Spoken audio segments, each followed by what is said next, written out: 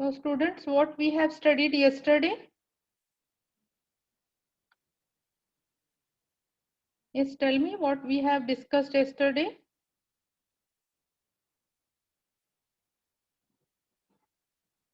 We have discussed channel capacity and Shannon theorem.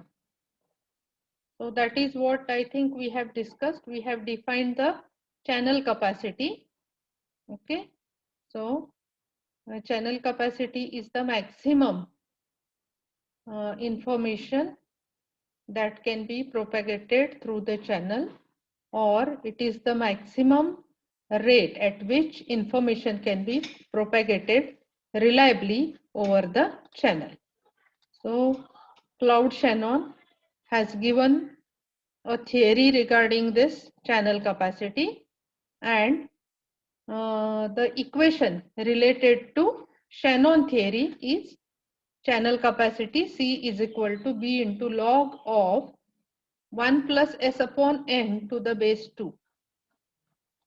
And we have converted into to the base 10, and for that C is equal to 3.32 B log of 1 plus S upon N to the base 10. So this is what we have discussed yesterday, isn't it? Okay. So here you must be able to define what channel capacity is. You must be able to write the equation for the channel capacity. At the same time, you must be able to solve the problem on Shannon channel capacity. So what is our exercise number 1 here?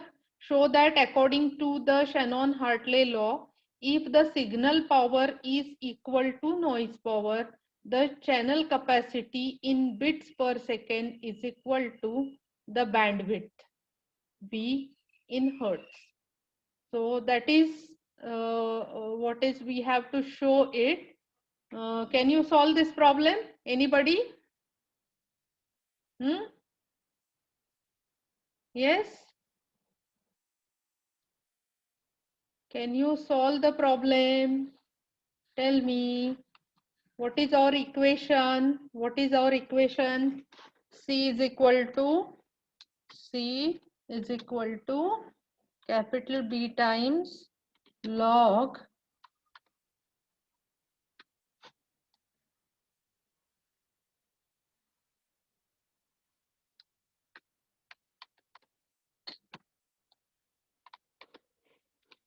of 1 plus 1 plus S upon N. This to the base 2, isn't it? So this is what our equation is. Okay. So here C is the channel capacity, B is the bandwidth, and S is the signal power, N is the noise power. Okay. So students, how you are going to solve the first problem? Do you have any idea? Yes, tell me.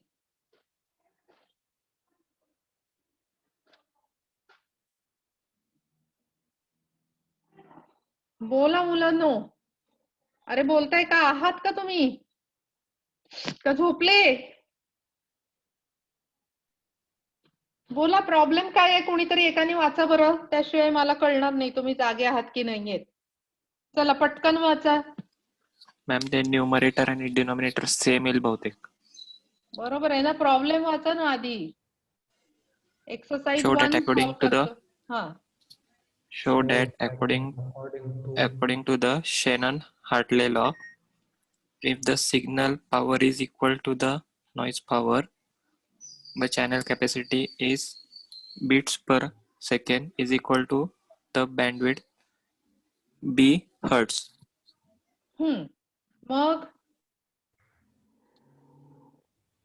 मग कसं solve करणार हे? सांगा कसं solve करणार?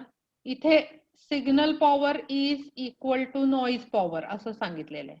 म्हणजे S is equal to N. बरोबर आहे ना? So whatever you have told is correct. So C will be equal to B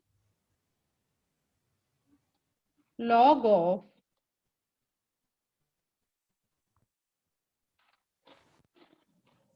1 plus S upon N. So if S is equal to N, S upon N will be 1. So it will be 1 plus 1 to the base 2. So this will be equal to B into what? Log of 2 to the base 2. And log of 2 to the base 2 or log of 10 to the base 10 is always equal to 1. So this will be B into 1, which is equal to B. When the signal power and noise power are equal, the channel capacity becomes equal to its bandwidth. Okay? हे लक्षात येतंय का? You should be able to derive this. Okay, and this is simple, I think. This is not difficult. Is it difficult? Take a screenshot of this if you want.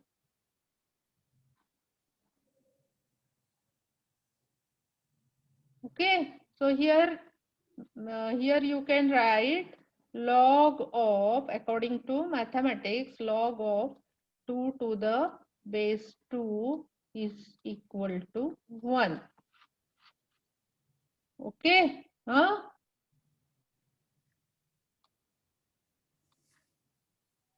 So shall we move forward? Tell me, shall we move forward quickly? Yes. So now we are going to solve the second example. So examples are generally asked in examination. So it is very important to solve the examples. Okay. So once again, we will read the problem. What is second problem? Read out somebody loudly.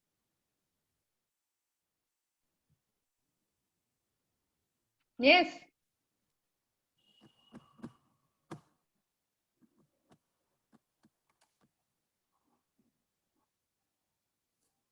Students, read. According to the Shannon-Hartley law, what is the maximum achievable bit rate for the computer modem operating over a telephone channel with 3 kHz bandwidth and maximum allowed signal power that guarantees only 30 dB SNR? SNR म्हणजे काय? कोणाला सांगता येईल SNR म्हणजे काय? Signal to बरोबर आहे. Noise ratio. बरोबर आहे. Signal to noise ratio. Correct. So according to Shannon-Hartley law, what is the maximum achievable bit rate? Maximum achievable bit rate means it is C. Okay, for a computer modem operating over a telephone channel with 3 kilohertz bandwidth. That means what is given? Bandwidth is given. You have to find channel capacity. Okay, and the maximum allowable signal power that guarantees only 30 decibel signal to noise ratio. So signal to noise ratio is given as 30 decibels. So this is what is given in your example. So let us solve this example. Okay.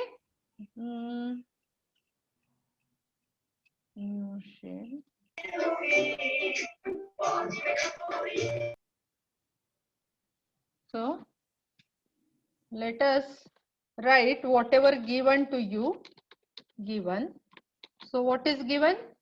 Can anybody tell me what is given? Bandwidth B. How much is the bandwidth B? How much is the bandwidth B? 3 kilohertz.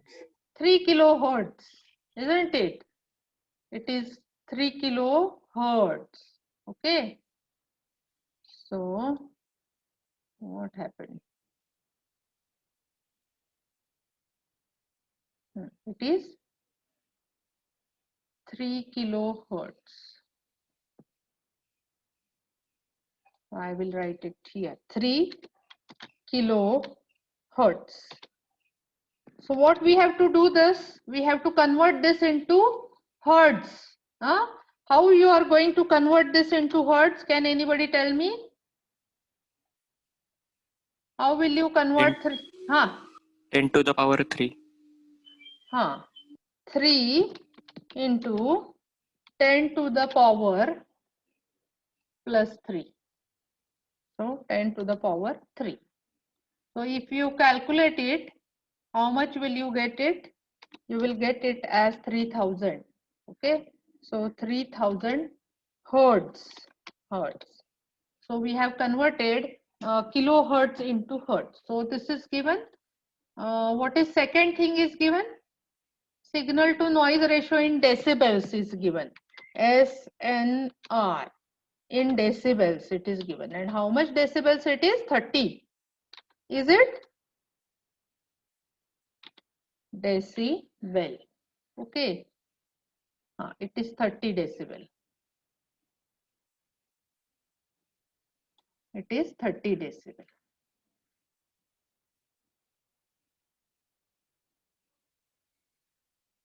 Now, what you have to find? Find what?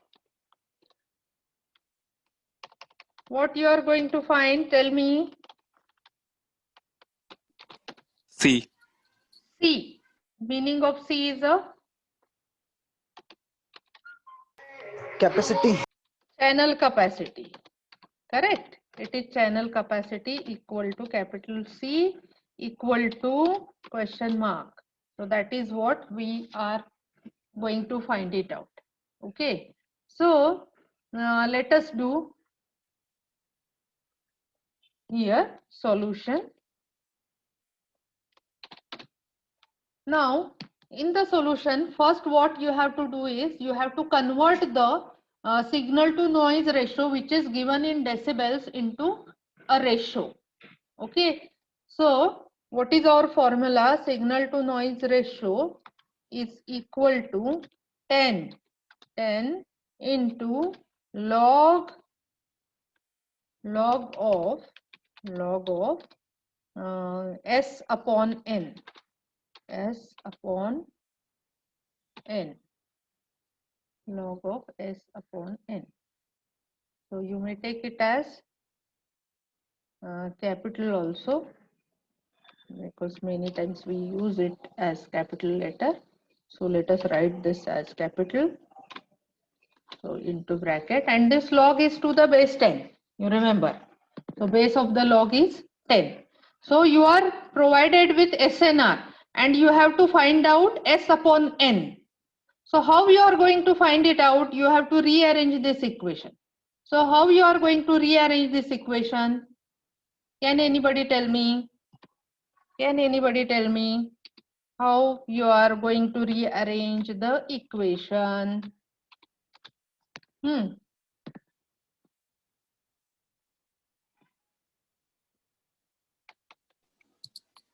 बोला.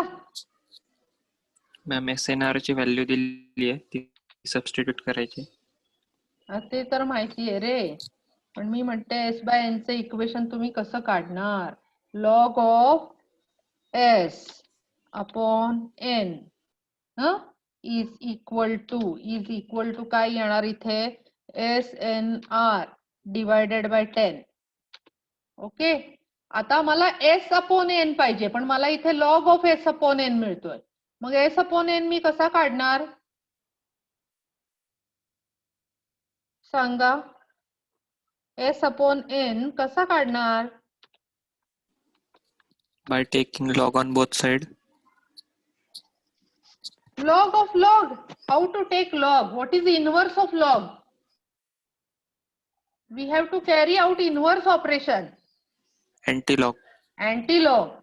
So if you take anti-log both sides, then antilog of log will be the quantity itself, that is S upon N, and therefore S upon N will be equal to antilog of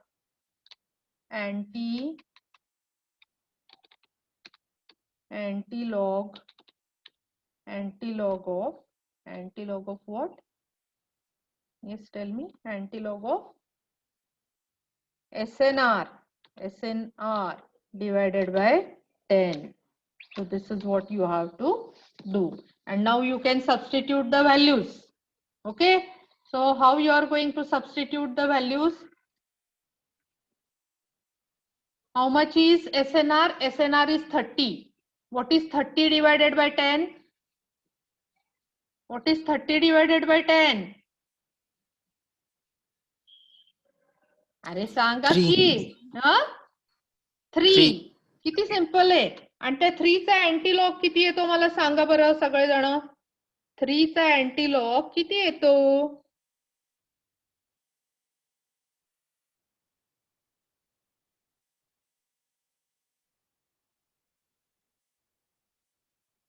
अरे बोला.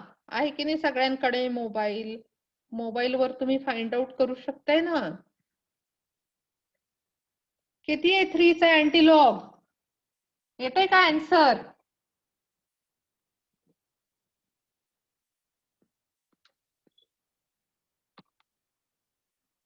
एकावर 3 शून्य 1000. So S upon N comes out to be 1000. किती आला तुमचा S upon N? 1000 आला. बरोबर आहे. हे इम्पॉर्टंट आहे तुमच्यासाठी. हे जे काढलेलं आहे ना हे इम्पॉर्टंट आहे. हे S upon N. This is very very important result that you have got. आता याच्या पुढे काय करायचंय आपल्याला? कोण सांगेल?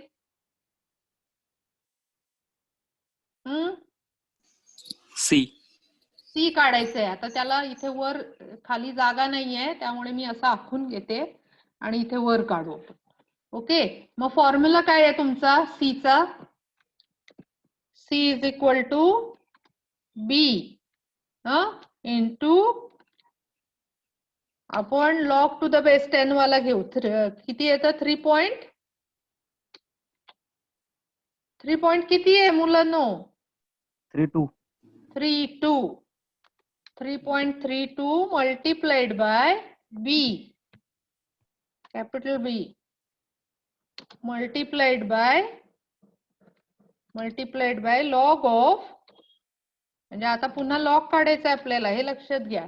log of 1 plus S upon N. 1 plus S upon N. S upon N किती आहे तुमचा? 1000 आहे. म्हणजे 1000 plus 1 किती येतो? 1001. आणि बँडविड्थ किती आहे तुमची? 3000. So 3.32 multiplied by 3000 multiplied by log of what? 1001. Okay. So this is what we have to write. आता log काढून सांगा मला किती येतो?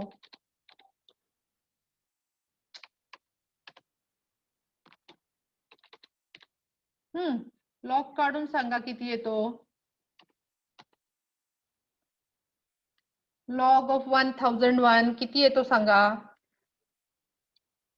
पटापट सांगा.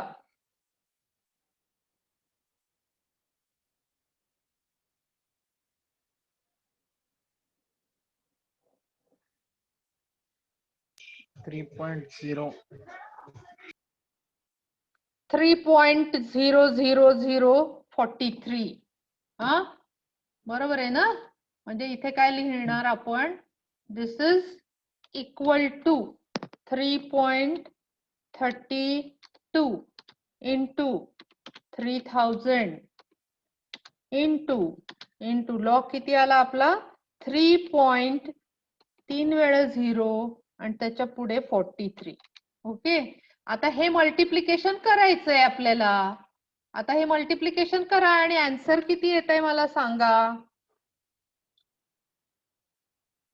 चला पटकन, सगळ्यांकडे मोबाईल आहे, ते मोबाईल वरती तुमच्या कॅल्क्युलेटर असेल तर मला ते कॅल्क्युलेशन करून सांगा.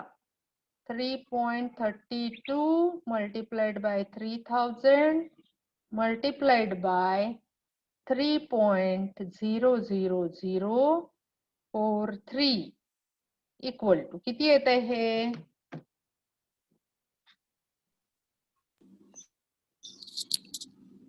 2988 2988 4.28. ओके. आणि कशामध्ये मोजतो हे आपण channel capacity?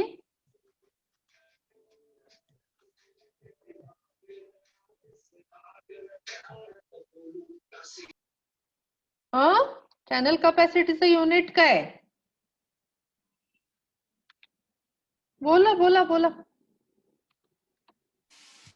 bits per second. Bits पर सेकंड.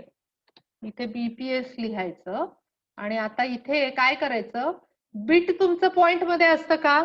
नाही, म्हणून हे राऊंड ऑफ करायची व्हॅल्यू. 0.28 आहे म्हणजे आपण हे नाही घेतलं तरी चालेल पुढचं, म्हणजे आलेलं आपलं आन्सर आहे 29,884 bits per second. This is what is your answer is. ह्या एक्झाम्पलचा स्क्रीनशॉट काढून घ्या सगळ्यांनी.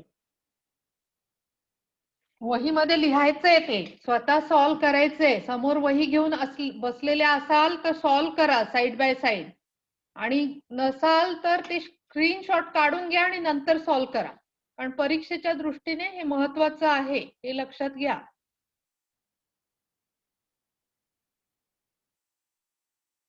झालं सर्वांचं? झालं की सांगा, म्हणजे पुढे जाऊ आपण. हा ठीक आहे. आता काय करायचंय आपल्याला, पुन्हा एकदा प्रेझेंटेशनला जायचंय. ओके, म्हणजे ह्या लेक्चरचं आपलं डिस्कशन झालं. आता पुढचं जे लेक्चर आहे त्या लेक्चर मध्ये आपल्याला काय डिस्कस करायचंय? सॅम्पलिंग, नायक्विस्ट क्रायटेरियन आणि त्या सॅम्पलिंगचा काय इम्पॉर्टन्स आहे, या गोष्टी आपल्याला काय करायच्या आहेत इथे डिस्कस करायच्या आहेत. इथे सॅम्पलिंग थेरम नावाचा एक थेरम आहे, तो सुद्धा परीक्षेच्या दृष्टीने महत्वाचा आहे. त्याचं स्टेटमेंट महत्वाचं आहे, त्याचं इक्वेशन महत्वाचं आहे, त्याच्यावरती सिंपल एक्झाम्पल आपल्याला सॉल्व्ह करायचे, ते पण महत्वाचं आहे. ओके, आता पुढे जाऊ आपण. इथे काय दिसतंय तुम्हाला सांगा बरं, पटकन सांगा मला स्क्रीनवर मुलांनो, तुम्हाला काय दिसत आहे?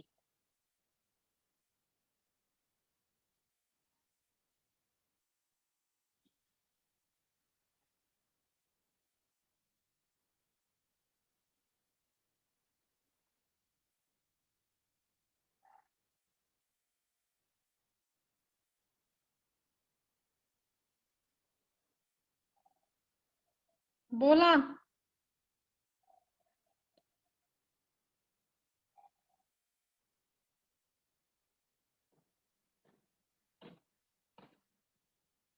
बोला पटपट, काय दिसते स्क्रीन वरती? सॅम्पलिंग. सॅम्पलिंग दिसतंय, आणि फिगर कसली दिसतीये? Sampled wave. Sampling, sampled wave. त्याच्यावर काय दिसतंय? Sample population, sample.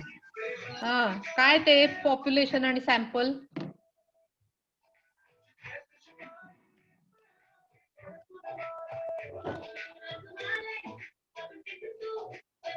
कुणाचा आवाज येतोय?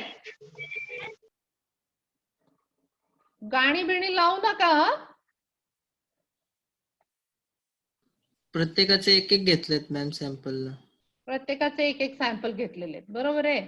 समजा एखादा सर्वे करायचा असेल आपल्याला, तर काय केलं जातं जनरली, की अख्ख्या मोठ्या मोठ्या ग्रुपचा सर्वे नाही केला जात, त्यातले काही सॅम्पल घेतले जातात आणि त्याचा सर्वे केला जातो.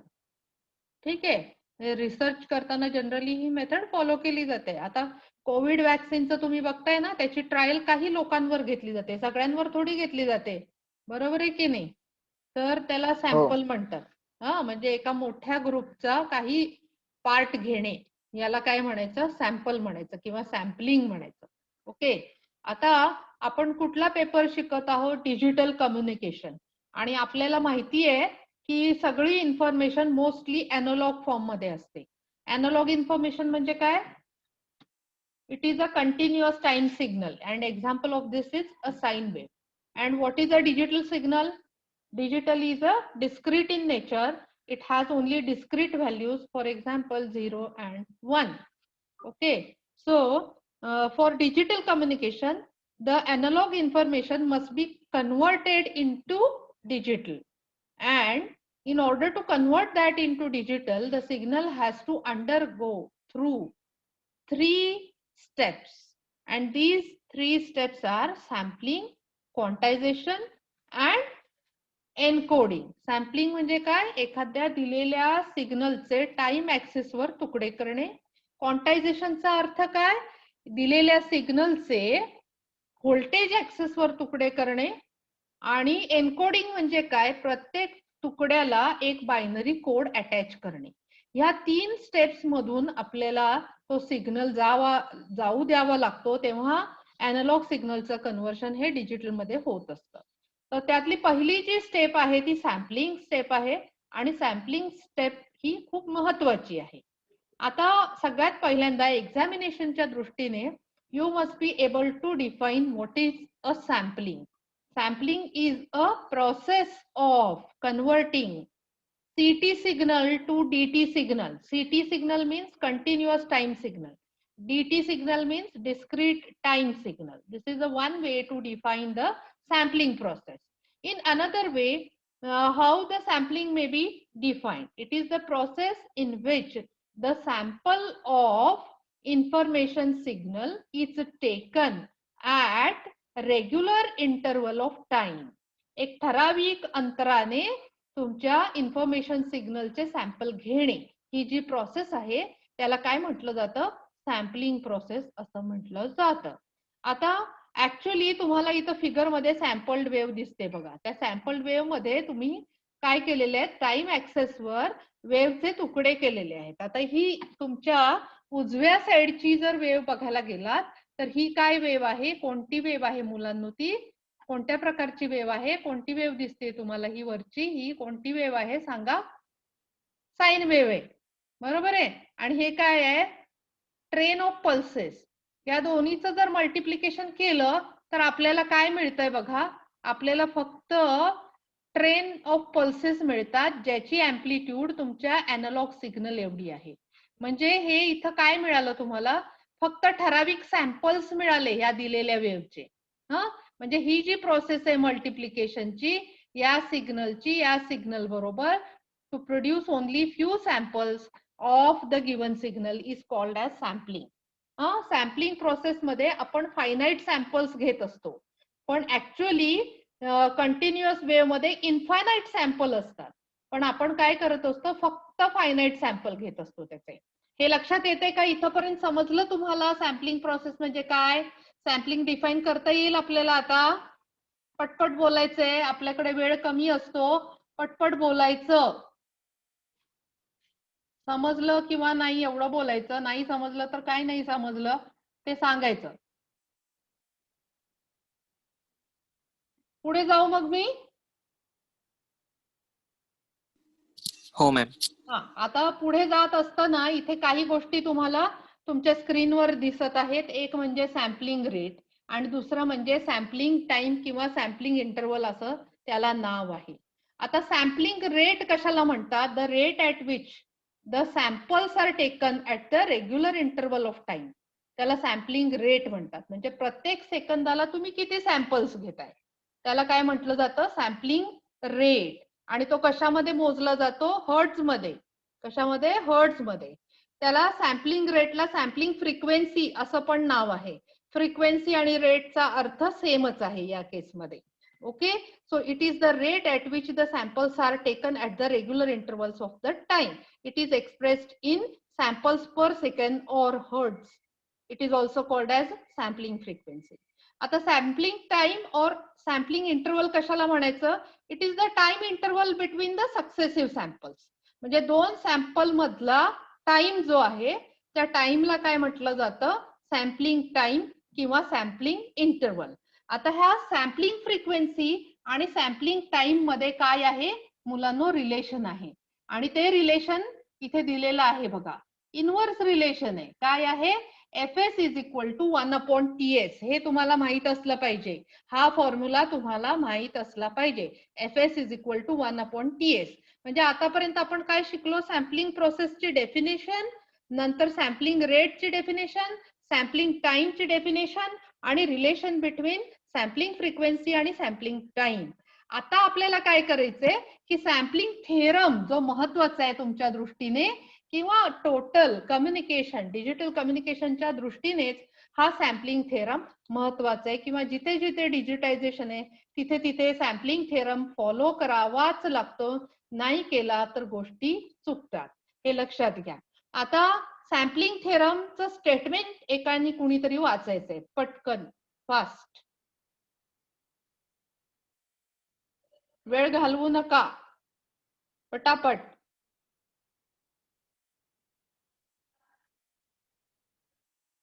चला रे पटकन वाचा, वेदांत वाचून टाक पटकन. A continuous time signal can be represented in its sample and can be recorded back when sampling frequency Fs is greater than or equal to the twice the highest frequency component Fmax of message signal. हा, आता इथे काय तुम्हाला समजतंय याच्यावरून, आपण किती रेटने तो सिग्नल सॅम्पल करतोय ना, हे खूप महत्वाचं आहे.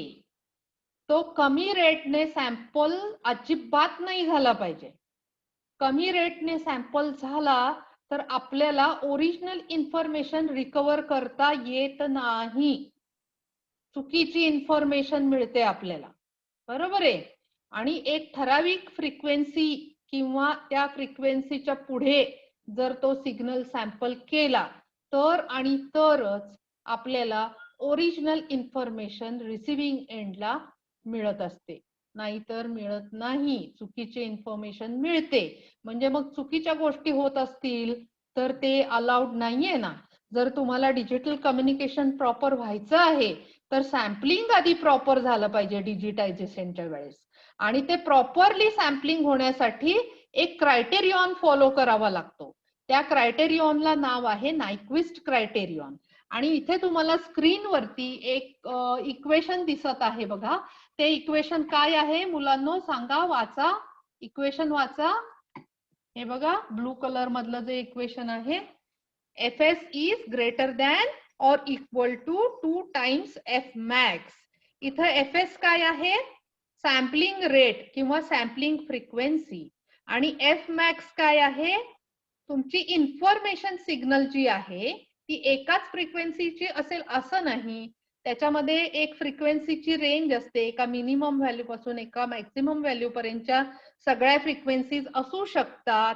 तर तिथे तुम्हाला मॅक्सिमम फ्रिक्वेन्सी कन्सिडर करायची आहे. म्हणजे तुमची सॅम्पलिंग फ्रिक्वेन्सी ही कमीत कमी 2 times the maximum frequency of the information signal असली पाहिजे, किंवा त्याच्यापेक्षा जास्त असली पाहिजे, पण त्याच्यापेक्षा कमी नको आहे.